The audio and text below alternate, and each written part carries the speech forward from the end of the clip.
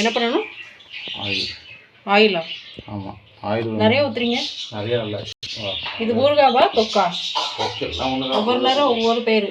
ஊறுகாய் தொக்குலாம் ஒன்று தான். என்ன பண்ணணும்? கொஞ்சம் கடுகு போடணும். கொஞ்சம் எண்ணெய் ஹீட்டாக இருக்கும். ஹீட் ஆயிடுச்சு, போடுங்க. கொஞ்சம் கருவேப்பிலை போடணும். கருவேப்பிலை கொஞ்சம் கிள்ளி போடணும். அப்புறம் கொஞ்சம் வாசமாக இருக்கும். கருவேப்பிலை பெரிய போடணும். பூண்டை மிக்சியில் கொஞ்சம் லைட்டாக குறவரமாக வச்சுக்கணும். ஃபுல்லாக ரொம்ப ஃபைன் பேஸ்ட்டாக அரைக்கக்கூடாது, குறவரன்னு வைக்கணும். அப்போ தான் கொஞ்சம் நல்லாயிருக்கும்.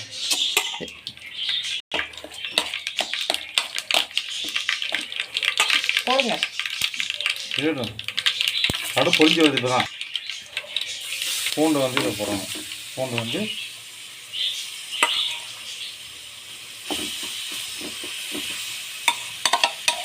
கொஞ்சம் பூண்டை நல்லா வதக்கணும்.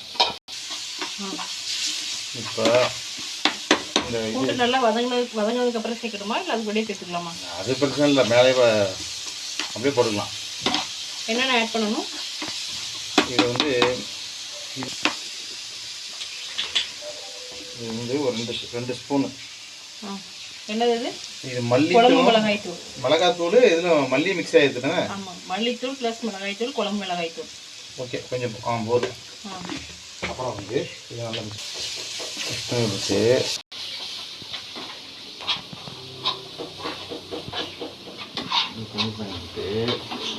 லைட்டாக டர்மரிக் போடணும். டர்மரிக், மஞ்சத்தூள் கொஞ்சம் ஆட் பண்ணணும். அது ஒரு பிஞ்ச் மஞ்சத்தூளா? ஆமாம், 1/2 ஸ்பூன். 1/2 ஸ்பூனா? நீங்கள் மஞ்சத்தூள் ஸ்பெஷலிஸ்ட் இல்லை? இல்லை, ஒரு பிஞ்சுன்னா அதான் 1/2 ஸ்பூனுக்கு கொஞ்சம் கம்மி, அவ்வளோதான் போதும். அப்புறம் சால்ட் ஆட் பண்ணணும்ல. இப்போ கொஞ்சம் நல்லா மிக்ஸ் பண்ணி விட்டு நல்லா தேவையான அளவு உப்பு போட்டுக்கோங்க. அவ்வளோதானா? அப்புறம் பார்த்துக்கலாம். இது நல்லா கிண்டிட்டு எண்ணெய் பிரிஞ்சு வந்தோடனே இறக்கணுமா? அவ்வளோதான், எண்ணெய் பிரிஞ்சு இறக்கணும். இது என்னென்ன இன்க்ரீடியன்ட் சொல்லுங்கள்?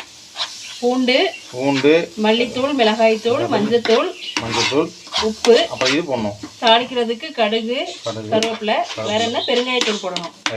அவ்வளோதான். சூப்பரான பூண்டு சட்னி தயார். நல்லா எண்ணெய் மிதக்க வந்ததுக்கு அப்புறம் ஏன் இவ்வளோ பெருங்காயத்தூள் போடுறீங்க? அதாவது உனக்கு வந்து பெருங்காயத்தூள் போட்டால் உனக்கு வாயுலாம் இருக்காது. பூண்டு பெருங்காயத்தூள் 2 சேர்ந்தா காம்பினேஷன் வந்து வாயு தொல்லை இருக்காது, அதனால போதும். ஓகேவா? எங்கள் வீட்டில் 2 முதியவர்கள் இருக்காங்க, அவங்களுக்குலாம் வந்து இந்த மாதிரி போட்டதாக தான் நல்லாயிருக்கும். கொண்டை ரொம்ப அழகாக இருக்கிறது. ஆமாம், எண்ணெய் பிரிஞ்சு வந்தோடனே இறக்கிடுவோம். அவ்வளோதான்.